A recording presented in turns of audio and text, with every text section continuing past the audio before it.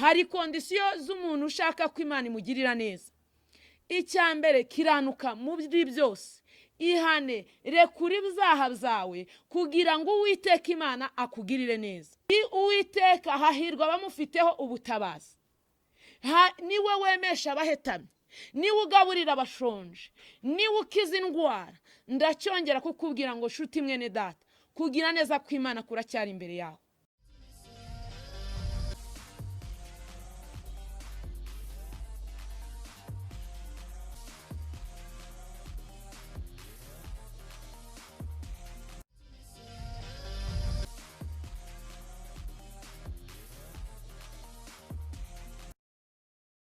Kongeye kubasuhuza abakurikiranye ikiganiro kuri Ikamba Calvario TV.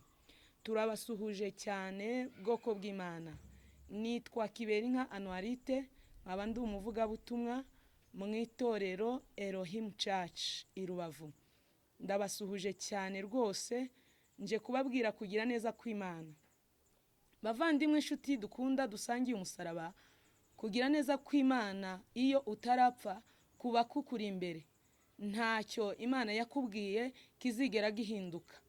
Niyo mpamvu wowe ukurikiranye iki kiganiro, wowe ukunda iyi TV, ndagushishikariza kumenya neza ko Uwiteka iyo yakugiriye neza, nubwo abanzi bawe bahaguruka, nubwo abantu bose bateranira kukurwanya, nta n'ikintu na kimwe bahindura ku Imana yakubwiye.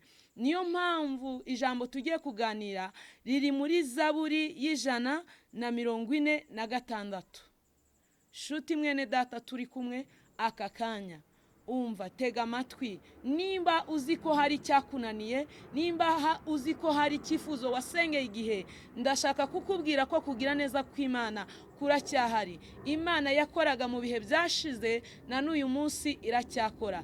Tega amatwi rero tuganire kuri iryo jambo. Ahari uyu munsi byahindura ubuzima bwawe, ahari uyu munsi wabona kugira neza kw'Imana. Iki gihe turimo ni igihe cyo gutegereza Imana igakora, ntabwo ari igihe cyo gutegereza umuntu ngo akore. Niyo mpamvu mwene data shuti ukurikiranye iki kiganiro, ndakubwiza ukuri yuko nukikurikirana neza ukizera Imana, Imana irakugirira neza.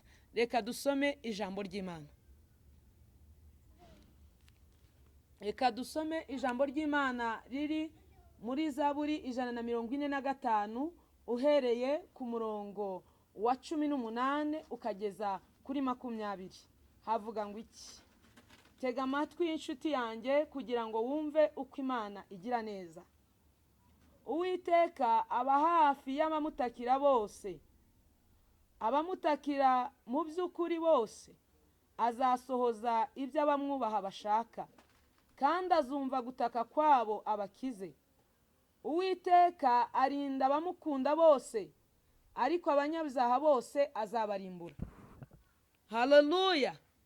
Uwiteka Imana ahimbazwe cyane. Turacyakurikiranye kugira neza kw'Imana.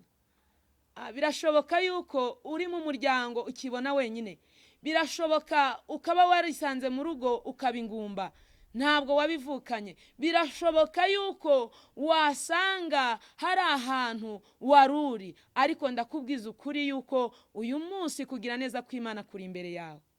Humura nshuti yanjye, umva uko iri jambo ritubwiye. Uwiteka aba hafi y'abamutakira bose. Abamutakira bose ibyo bashaka azabibaha.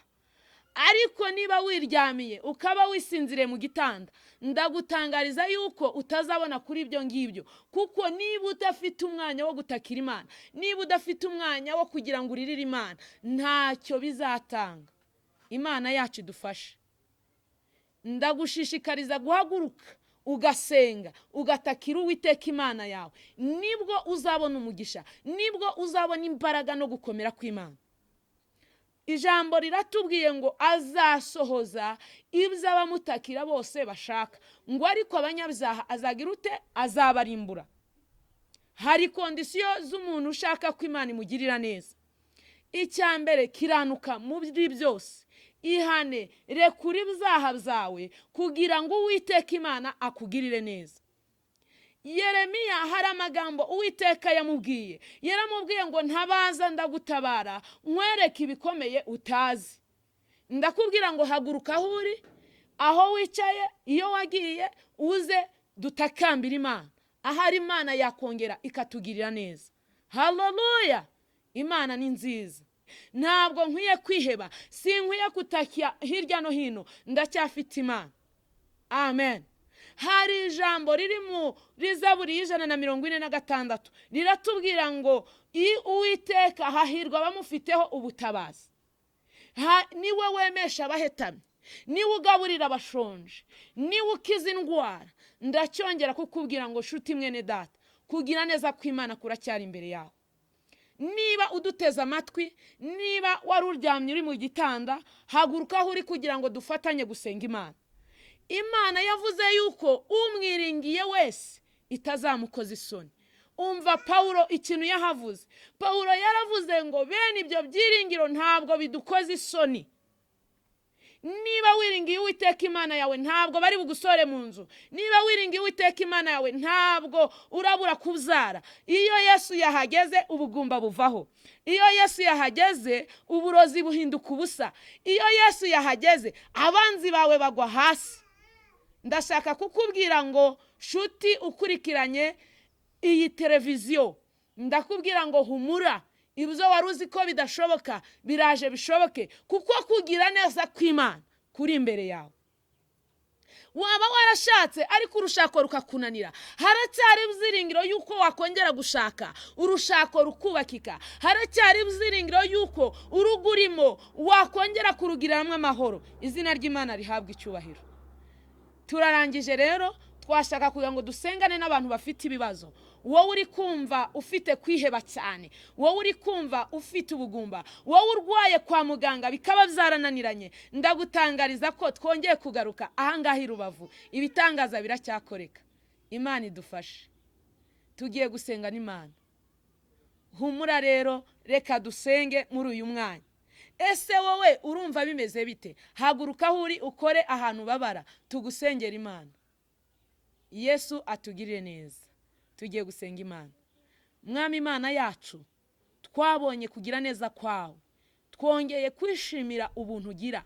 Twongeye kwishimira kugira neza kwawe. Girira neza uyu muntu ufite ikibazo cyo kubyara. Girira neza uyu muntu ufite ikibazo cy'urushako. Girira neza uyu muntu data wa twese uri mu ijuru bari bagiye gusohora mu nzu, nawe asubizwe intege mu bugingo. Mana, turaguhamagaye kugira ngo ugirire neza abababaye, abari ku muhanda, abarushye, abari kumva ibitekerezo byabo bitari hamwe. Mwami Imana yacu, tabara u Rwanda rwacu, dukize iki cyorezo, kandi twese utugirire neza. Mana, udutabare. Turagutakiye rero muri uyu mugoroba kugira ngo uze ugirire neza buri muntu wese urumva iki kiganiro. Izina ry'Imana rihabwa icyubahiro. Akira umugisha w'Imana kandi ukuzeho mu izina rya Yesu. Amen.